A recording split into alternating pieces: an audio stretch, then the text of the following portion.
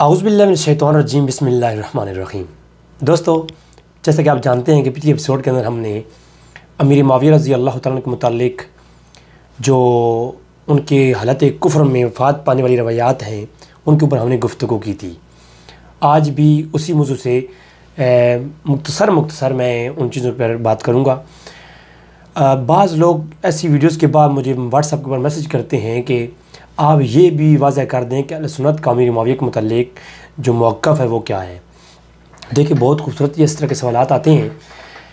हमारा अमीर मुआविया रज़ी अल्लाह तआला के मुतालिक जो हमारा दिफ़ा करना है वो हम क्यों करते हैं, किस हद तक करते हैं और हमारा मकसद क्या है। हम अहले सुन्नत जमात जो कि कुतुब रवायात के अंदर बहुत सारी ऐसी चीज़ें मौजूद हैं जो सनद सही के साथ हैं और अमीर मुआविया के अगेंस्ट जाती हैं और पेश भी की जाती हैं।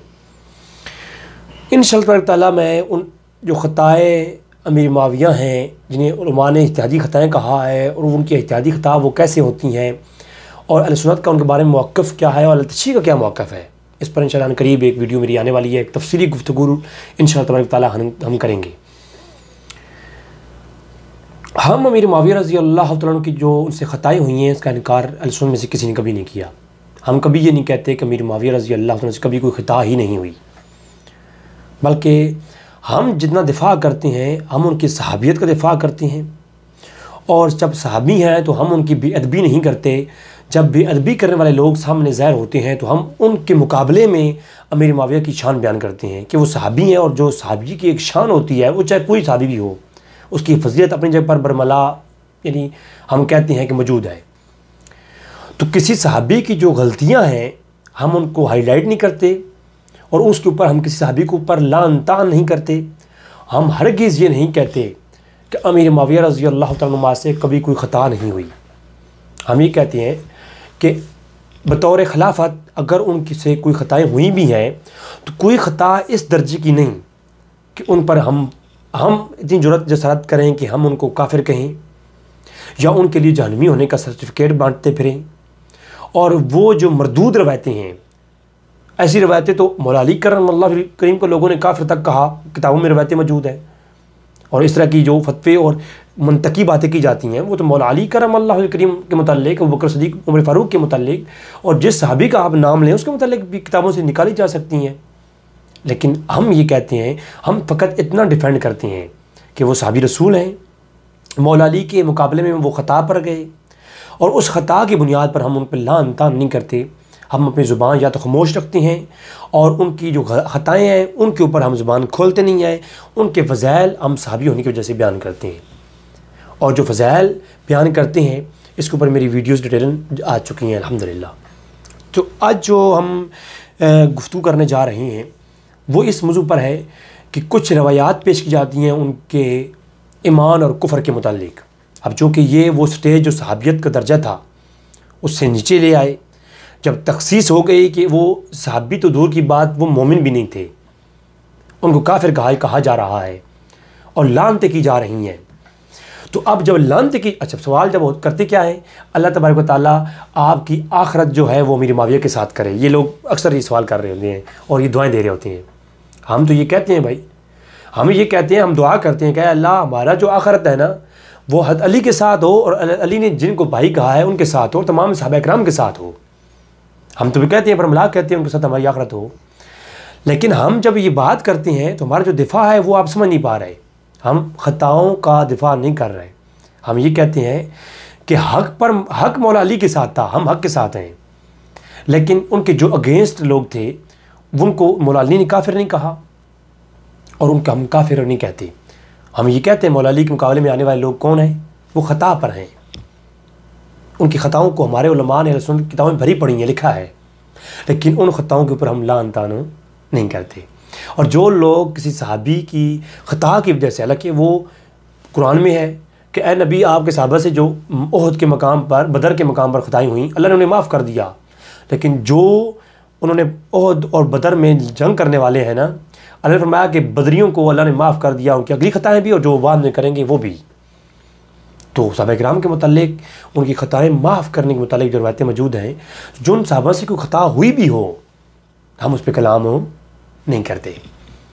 लिहाजा हम हर सहाबी के साथ हैं और अल्लाह ताला से दुआ है कि ताला हर सहाबी मौला अली की विलायत की तहत जहाँ पर वो रोज़ क़यामत जो है हुज़ूर के झंडे के नीचे होंगे, हम भी उनके साथ इंशाअल्लाह तबारक ताला होंगे। हम अहले सुन्नत वल जमात का जो अक़ीदा है, हम रावज़ियों की तरह नहीं कि मौला अली को माने, अहले बैत की फ़ज़ाइल बयान करें और सहाबा इकराम की पर तबर्रा करें, हम उनमें से भी नहीं, और हम खारजी भी नहीं कि सहाबा इकराम की तारीफ़ करें और अहले बैत की मोहब्बत और उनके मराक़िब को बयान करने के कायल ना हों, उनको खारिज कर दें। हम अहले सुन्नत वल जमात हैं। हम जब सहाबा की बात आती है तब भी सर झुका लेते हैं, जब अहले बैत की बात आती है तब भी सर झुका लेते हैं। अब चलते हैं, चूँकि हमारा जो मौजू है उसकी तरफ। अल्लामा बलाज़री ने अंसाबुल अशराफ के अंदर दो ऊपर नीचे रवायतें लाई हैं कि अबू अब्दुल्ला इब्न उमरू आज से रवायत है कि आप रवायत करते हैं कि अल्लाह के रसूल ने फरमाया एक शख्स है, आने वाला है कि जो मलऊन है। कई रवायतों में सिर्फ इतना लफ्ज़ आया कि वो मलऊन है, लानती है, जो मेरी मजलिस में आने वाला है। फिर देखा कि फ़तअल्ला माविया, फिर देखा कि माविया आ गए। हुज़ूर ने फरमाया इज़ा हाज़ा रजुलन, कि यही वो शख्स है जो मलऊन है। एक रवायत में है कि एक शख्स आने वाला है। अब्दुल्ला इब्न उमरू ही रवायत करते हैं, रावी एक ही हैं, अब्दुल्ला इब्न उमरू। वो कहते हैं कि मैंने देखा कि अल्लाह के रसूल ने फरमाया, हम अल्लाह के रसूल के पास मौजूद थे, एक शख्स आने वाला है और उसकी जो मौत है, वाक़या होगी, वो मेरी मिल्लत पर नहीं होगी। तो अब्दुल्ला इब्न उमरू आस फरमाते हैं कि मैंने देखा कि फ़तअल्ला माविया, वो माविया आ गए। फिर जो है एक और रवायत है मजमुअत ज़वायद के अंदर, अल-इस्तियाब के अंदर इमाम अब्दुल्ला इब्न बर ने इसको बयान किया कि इमाम अब्दुल्ला इब्न बर फरमाते हैं कि शुएब बिन अब्दुल्ला बिन उमरुआस रवायत करते हैं, इसके रावी वहाँ पर वो हैं, और वो कहते हैं कि अल्लाह के रसूल के हम पास थे, अल्लाह के रसूल ने फरमाया कि एक शख्स आने वाला है जो मेरी महफ़िल में आने वाला है, वो लानती है। यहाँ पर काफिर के लफ्ज़ मौजूद नहीं, मलून है। इतने में हमने देखा कि जो है हज़रत अमीर माविया आए। हज़रत अमीर माविया का नाम नहीं बल्कि हकम बिन अबी आस आए। वहाँ पर किसका नाम है? अल-इस्तियाब के अंदर हकम का नाम है। फिर ये रवायत मसनद अहमद बिन हंबल के अंदर भी है। मसनद अहमद बिन हंबल, इमाम अहमद बिन हंबल जो हैं वो नुमैर के वास्ते से अब्दुल्ला इब्न उमरू की रवायत लाते हैं, और वहाँ पर भी हकम का नाम है, अमीर माविया का नाम नहीं है। कि अब्दुल्ला इब्न उमरू फरमाते हैं कि मेरे वालिद कपड़े चेंज करने के लिए गए, और जबकि जो रवायत है ये अशराफुल अंसाब अल्लामा बलाज़री की किताब में जो अक्सर पेश की जाती है, जिसमें माविया का नाम है, उसमें है कि वो वज़ू करने के लिए गए। जो अब्दुल्ला इब्न उमरू के वालिद है ना, वज़ू करने के लिए गए। अल्लाह के रसूल ने फरमाया एक शख्स आने वाला है जिसकी मौत मेरी मिल्लत पर नहीं होगी। तो अब्दुल्ला इब्न उमरू परेशान हो गए, कहीं मेरा वालिद ही ना आ जाए। इसी परेशानी के आलम में वो अंदर बाहर हो रहे थे, तो क्या देखा कि वह गैर-वफ़ी कोई और शख्स आया जो है ना, मेरे वालिद के अलावा एक और शख्स आया। वो कौन था? इसके अशराफुल अंसाब में अल्लामा बलाज़री ने लिखा कि वो तला माविया, वो माविया आए। जबकि अहमद बिन हंबल के अंदर है कि वो हकम बिन अबी आस आया। हालांकि हकम बिन अबी आस के ऊपर अहले सुन्नत के दो मौक़िफ़ हैं, लेकिन चूँकि यहाँ पर नाम किसका है? हकम बिन अबी आस का है। और आप जानते हैं हकम बिन अबी आस के मुतालिक मैंने कभी कोई क्लिप अपलोड नहीं किया। इंशाल्लाह इस पर मैं गुफ्तगू कभी करूँगा। इब्न सबा के हवाले से जब मेरी गुफ्तगू होगी ना, तो इसके ऊपर मेरी डिटेल गुफ्तगू इंशाल्लाह तबारक व तआला आएगी। तो अब पहली बात तो यह है कि बलाज़री के मुतालिक मैंने पिछले एपिसोड में बड़ी तफसील के साथ गुफ्तगू की है कि बलाज़री की ये किताब जो अंसाबुल अशराफ है, कोई हदीस की किताब नहीं, और बलाज़री कोई मुहद्दिस नहीं थे। एक साहिब नसाब आलिम थे, और एक शायर थे, और एक अदीब थे। मैंने किताबों से दिखा दिया था कि मैंने अल-वाफ़ियुल वफ़ियात अल्लामा सफ़दी की किताब के ऊपर मैंने दिखाया कि अबुल हसन बलाज़री जो हैं वो कौन थे, जाबिर के जो अहमद इब्न यहया इब्न जाबिर जिनका नाम था। और इनको बलाज़री क्यों कहा जाता है? इसलिए कि इन्होंने आखिरी उम्र में इन्हें जुनून यानी वसवसे का शिकार थे। अल-वाफ़ी के अंदर लिखा उन्होंने कि वह वसवसा आखिर उम्र ही बिशुर्बि बिलाज़र अला गैर मारफ़त, कि उन्होंने आखिरी उम्र के अंदर उनको नफ्सियाती मरीज़ हो गए थे, और नफ्सियाती मरीज़ होने की वजह से उन्होंने बलाज़र को पी लिया था, जिसकी वजह से वो उनकी वफ़ात भी हुई। उनको लोग बलाज़री भी इसलिए कहते हैं कि उन्होंने आखिरी उम्र में इतने वो दिमाग उनका सही नहीं रहा था कि उन्होंने बलाज़र पी ली। और इसी को सफ़दी के अलावा अल्लामा तारीख़ुल इस्लाम के अंदर अल्लामा ज़ेबी ने भी यही बात लिखी। यहया अहमद इब्न यहया इब्न जाबिर अल-बलाज़री ने आखिरी उम्र में उनको वसवसा हो गया, उन्होंने बलाज़र पी ली। इसी वजह से लोग उनको बलाज़री कहते हैं। और लोगों ने इनके पास बैठना छोड़ दिया और इनकी ये रवायत करते हैं काफ़ी सारे लोगों से, ये रवायत करते हैं। कई एक रावी हैं जिनसे ये रवायत करते हैं, तक कि या इब्न मोइन से रवायत करते हैं, जैसे मुहद्दिस से रवायत करते हैं। लेकिन की रवायत अगर मुनफरिद है तो वो काबिल एहतिजाज नहीं, मैंने पिछली एपिसोड के अंदर बता दिया। फिर जो है मैंने बताया कि फ़हरिस्त इब्न नदीम के हवाले से लिखा हुआ है कि इनकी कई और किताबें भी सामने आईं बलाज़री की, जो कि अच्छी किताबें हैं। आखिरी उम्र में इन्होंने ये अंसाबुल अशराफ लिखी, जो कि आखिरी उम्र में अल्लामा उक्काली ने लिखा कि ये अभी मर गए थे और वो कंप्लीट भी नहीं हुई थी। अभी अंसाबुल अशराफ अभी कंप्लीट किए बगैर ही फौत हो गए थे, क्योंकि उन्होंने बलाज़र पी थी और वो मुरसान के अंदर गए और मुरसान में उनकी वफ़ात हो गई। बलाज़र पीने की वजह से वो सख्त तरीन बीमार हो गए और वो उनकी वफ़ात हो गई। तो उनके वालिद जो थे जाबिर, वो तारीख़ इस्लाम के अंदर लिखा अल्लामा ज़ेबी ने कि इनके वालिद जो दादा थे जाबिर के, वो कौन थे? वो जनाब एक बहुत बड़े ख़तीब थे जनाब मिस्र के अंदर, ठीक है। और उनकी तरफ एक किताब अल-बिल्दान भी मशहूर है। तो ये लिसान और मीज़ान आप देख लें, उसके अंदर भी यही बात है कि फ़हरिस्त इब्न नदीम में भी है और दीगर अमर में लिखा है कि उनका हाफ़ज़ा और उनको नफ्सियाती मरीज़ हो गए थे जब आखिरी उम्र में ये किताब लिख रहे थे। तो वो बहकी बातें करते थे, यहाँ तक लिखा कि लोगों ने इनसे रवायत लेना और उनके पास बैठना छोड़ दिया था। और उन्होंने जुनून की हालत में बलाज़र पी, उनका नाम बलाज़री पड़ गया और वो फौत हो गए मुरसान के अंदर उनकी जो ना हुई। बल्कि यहाँ पर लिखा हुआ है लिसान और मीज़ान के अंदर कि वसवसा फिल आखिर अय्यामहु फशद्दु फिल मुरसान व मातफ़ी। मुरसान के अंदर जब गए तो ये बहुत शदीद हो गया काम, जो बलाज़र पीने की वजह से हो गया था, और फौत हो गए। और ये बलाज़र पीना ही वकाना सबबहु ज़ालिक, ये बलाज़र पीना ही उनकी मौत का सबब बना। इन्नहु शरबुल बलाज़र अला गैर मारफतिन, जब बलाज़र पी तो उनको ये नहीं मालूम था कि मारफा ये बलाज़र है। तो फिर क्या हुआ, इसी वजह से वला हाज़ा कील लहू बलाज़री, लोग इसीलिए इनको बलाज़री कहते हैं। तो बलाज़री ख़ुद मुहद्दिस भी नहीं। और फिर जब ये रवायत लाती हैं बलाज़री, तो बलाज़री ख़बर वाहिद ला रही हैं। और मैंने ये बात पिछली एपिसोड के अंदर बताई कि शिया और सुन्नी के यहाँ ये बात मुत्तफ़िक है कि ख़बर वाहिद ज़नी और सबूत होती है, और ज़नी और सबूत हलाल और हराम के मसले में या किसी को काफिर कहने, ईमान कुफ्र के मसले में दलील नहीं होती। किसी का कुफ्र साबित करना हो या ईमान और कुफ्र में और हलाल और हराम में, एक बच्चा भी जानता है, चाहे वो सुन्नी का हो वो शिया का हो, वो बच्चा भी जानता है जो इस इल्म के साथ जुड़ा हुआ है, किसी को काफिर कहने के लिए और किसी चीज़ को हलाल या हराम कहने के लिए ख़बर वाहिद जो शाज़ रवायत होती है वो काबिल एहतिजाज नहीं होती। ख़बर वाहिद उसकी दलालत ज़न्नी होती है, जबकि हलाल और हराम के मामले में या ईमान और कुफ्र के मामले में दलालत है वो ज़न्नी नहीं, वो कत्ई और सबूत होना ज़रूरी है। तो लिहाजा बलाज़री की रवायतों को ले भी लिया जाए और ये भी मान लिया जाए कि वो रवायतें सही हैं, हालांकि वो सही नहीं। मेरी ऑलरेडी गुफ्तगू आ चुकी है उस पर, कैलेंडर क्लिप अपलोड कर दिया है मैंने। वो रवायतें सही नहीं हैं। अगर वो सही भी होती, वो ख़बर वाहिद हैं, इस पर तमाम लोग मानते हैं, वो शाज़ हैं। और शाज़ कत्ई सबूत नहीं बल्कि उसकी दलालत ज़न्नी होती है, वो ज़न्नी सबूत होती है। और किसी को काफिर कहने के लिए और ख़ास कर सहाबी रसूल को काफिर कहने के लिए तो दलालत कम अज़ कम कत्ई सबूत होना ज़रूरी है। ये तो शरीयत के अंदर एक असूल है।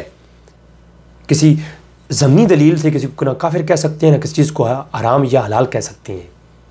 पहली बात मुकदमा ही गलत है। थोड़ा भी इल्म रखने वाला शख्स, जिसको थोड़ी सी इल्म की हवा भी लगी हो, वो जानता है कि इन रवायात से किसी को कम से कम फासिक कह सकते हैं, लेकिन काफिर हो, ये रवायत काफिर होने के लिए सबूत नहीं बन सकती। अच्छा, अगर आप इस रवायतों को देखें, पहली बात तो ये होगी जो मैंने बता दी। दूसरी बात, ये रवायत इसी मतन के साथ और कुतुब सही के अंदर मौजूद है। अब बलाज़री की अंसाब अशराफ के मुकाबला मसनद अहमद बिन हंबल के साथ नहीं हो सकता। तबक़ात शाफ़ी में अल्लामा सुब्की ने कहा, किताबों की सरदार किताब देखनी हो तो मसनद अहमद बिन हंबल को उठा लो। और हर दुनिया का हर शख्स जानता है कि बलाज़री की अंसाब अशराफ ना तो हदीस की किताब है और ना इसका मुकाबला मसनद अहमद बिन हंबल के साथ हो सकता है। अल-इस्तिआब के साथ ना हो सकता है, ना इसका मुकाबला आप अल-मुजमल औसत के साथ कर सकते हैं, ना इसका अल-मुजमल कबीर के साथ आप कर सकते हैं, ना मजमूअत ज़वायद के साथ कर सकते हैं, ना कोई किसी और कुतब के साथ आप कर सकते हैं, क्योंकि वो कुतब हदीस की हैं और ये कुतब हदीस की है ही नहीं। ये मौज़ू नसाब के ऊपर लिखी गई किताब है और वो हदीस के ऊपर लिखी गई किताबें हैं। तो जो रवायत उन किताबों में आएगी वो ज़्यादा मोतबर होगी बेहालत इसके। तो अब देखते हैं मसनद अहमद बिन हंबल के अंदर यही रवायत अब्दुल्लाह बिन उमर रवायत करते हैं। अब उनका मतन क्या है? मेरे पास जो रवायत है वो है 6519। मसनद अहमद बिन हंबल है मेरे पास। अब्दुल्लाह बिन उमर की मसानीद के अंदर ये रवायत करते हैं अहमद बिन हंबल। अब अहमद बिन हंबल इब्न नुमैर के वास्ते से लाई हैं, जबकि बलाज़री अब्दुल रज़्ज़ाक़ इब्न हम्माम और इसहाक़ इब्न इसराइल और बकर इब्न हुसैन, ये 3 वास्तों से वो लाए हैं रवायत। बलाज़री 3 वास्तों से लाए हैं, जबकि इब्न नुमैर के वास्ते से कौन लाए? इमाम अहमद बिन हंबल लाए हैं। यहाँ पर मेरा एक क्वेश्चन है और मेरा ये चैलेंज है कि अहमद बिन हंबल सन 200 हिजरी में 36 साल की उम्र में अब्दुल रज़्ज़ाक़ इब्न हम्माम की शागिर्दी से निकले और एक लंबा अरसा अब अब्दुल रज़्ज़ाक़ इब्न हम्माम की शागिर्दी में रही हैं और अपनी मसनद के अंदर अच्छी खासी तादाद की रवायतें अपने मुर्शिद अपने उस्ताद अब्दुल रज़्ज़ाक़ इब्न हम्माम से ली हैं। और इसके अलावा इसहाक़ इब्न इसराइल की रवायतें भी लाई हैं। इसके अलावा जो है वो दिगर जो है वो हुसैन हैं, जो रावी हैं बकर इब्न हुसैन, उनसे भी रवायतें ली हैं इमाम अहमद बिन हंबल ने। और इमाम अहमद बिन हंबल बलाज़री से पहले इन तीनों लोगों के जो रावी हैं बलाज़री की किताब में, उन तीनों के लंबे अरसे तक शागिर्द रहे हैं और ख़ासकर अब्दुल रज़्ज़ाक़ इब्न हम्माम से। और 7 लाख का मजमूआ जब रवायतों का हासिल किया इमाम अहमद बिन हंबल ने, उस वक्त अहमद बिन हंबल ने जब सिमा कर लिया था, एक लंबी उम्र सन 200 हिजरी 36 साल की उम्र तक अब्दुल रज़्ज़ाक़ इब्न हम्माम के शागिर्द रहे हैं अहमद बिन हंबल और उनसे कई एक रवायतें भी ली हैं। लेकिन अब्दुल रज़्ज़ाक़ की रवायतों में इस रवायत का जिक्र ही कहीं नहीं किया। अगर अब्दुल रज़्ज़ाक़ इसके रावी इतने ही सख्त रावी थे इस रवायत की जिसमें मुआविया का नाम है या इस मतन की रवायत की, तो ज़रूर ब-ज़रूर अब्दुल रज़्ज़ाक़ से अहमद बिन हंबल अपनी मसनद के अंदर एक रवायत ज़रूर ला लेते हैं उनसे, क्योंकि सबसे ज़्यादा सिमा तो किया ही अब्दुल रज़्ज़ाक़ से है अहमद बिन हंबल ने, तो क्यों नहीं ली कोई रवायत? और बलाज़री ने अहमद बिन हंबल के वफ़ात पाने के 22 साल बाद जा कर के बलाज़री ने उनसे रवायत ले ली। हैरानी की बात है। अब जो अहमद बिन हंबल रवायत लेते हैं ये वाली, वो किससे लेते हैं? अहमद बिन हंबल कहते हैं मुझे जो खबर दी है वो नुमैर ने दी है। और नुमैर की रिवायत में क्या है? हद्दसना इब्न नुमैर हद्दसना उस्मान इब्न हकीम अन अबी अमामता इब्न सहल इब्न हनैफ अन अब्दुल्लाह इब्न उमरू। ये सनद है, इसकी सनद सही है ये। और शुएब अरनऊत ने कहा है कि असनाद सही अला शर्त मुस्लिम। तो वो कहते हैं कि जी कि हम जो है अल्लाह के रसूल के पास बैठे हुए थे, तो अल्लाह के रसूल ने फरमाया एक शख्स आने वाला है कि जो क्या है वो एक दाखिल होगा, वो रजुल लाइन, कि वो लाइन तरीन शख्स है, मलून शख्स है। ठीक है। पर अब्दुल्लाह इब्न उमर फरमाते हैं कि मैं बहुत परेशान हो गया, चूँकि मेरे वालिद जो है ना कपड़े पहनने के लिए घर गए थे। मुझे डर था कहीं मेरे वालिद ना आ जाएं और वो इस वहीद का शिकार ना हो जाएं। और जो मैं इसी परेशानी के आलम में अंदर बाहर होने लग गया, हत्ता कि मुझे धड़का लग रहा। अब्दुल्लाह इब्न उमर फरमाते हैं कि मैं बहुत परेशान था और फरमाया कि मैं तशवीश का शिकार था। और फिर मैंने क्या किया, मैंने देखा कि वह अतशफ़ीफ़ व दाखिलन व खारिजन हत्ता दखलन फलान यानी अलहकमा, कि मैं कभी दखल होता है कभी खारिज होता है घर में, बड़ा परेशानी के आलम में तशवीश का शिकार था। हत्ता दखल फलान, हत्ता कि फिर एक और वो शख्स दाखिल हुआ। वो कौन? यानी हकम इब्न अबी आस दाखिल हो गया। और हजूर के उस वहीद का जो ज़हरी मुरतब हो गया वो कौन हो गया? वो हकम इब्न अबी आस हो गया। अब मुझे एक बात बताएं, उधर किसका नाम है? अमीर मुआविया का। इधर सही किताब के अंदर किसका नाम है? इब्न अबी आस का। मतलब क्या कि अब इसे कहते हैं रवायत में इज़्तिराब आ गया। अब इसी तरह जब ये रवायत अल-मुजम अल-कबीर अत-तबरानी औसत के अंदर आती है तो वहाँ पे फरमाया, अब्दुल्ला बिन इमरू फरमाते हैं कि मेरे वालिद वुज़ू करने के लिए गए, मैं परेशानी के आलम में अंदर बाहर होने लग गया कि अल्लाह के रसूल ने फरमाया कि एक शख्स आएगा जो मेरी मिल्लत पर फौत ही नहीं होगा, काफिर होकर फौत का होगा। मैंने देखा, परेशान ही रहा, हत्ता कि मैंने देखा कि वरजुल गैरु फी, एक और शख्स जो मेरे वालिद के अलावा दाखिल हुआ, वहाँ पर नाम किसी का नहीं है। फिर एक और शख्स, एक और जगह पे अल-मुजमल अत-तिबरानी कबीर के अलावा औसत के अंदर भी एक रवायत इसी तरह की और है कि नाफ़ इब्न जुबैर रवायत करते हैं कि उन्होंने फरमाया कि मैंने, अब्दुल्ला बिन इमरू से मेरी रवायत है कि अल्लाह के रसूल के साथ हम मकाम हजर पर थे, तो अचानक जो है अल्लाह के रसूल ने फरमाया कि एक शख्स ऐसा यहाँ से गुजरेगा जिसकी पुश्त में एक शख्स पैदा होने वाला है जो मेरी उम्मत के लिए हलाकत बनेगा, उसकी नस्ल में एक शख्स पैदा होगा जो मेरी उम्मत के लिए हलाकत बनेगा। हत्ता कि वहाँ से क्या कौन गुजरा, हकम बिन अबियास गुजरे।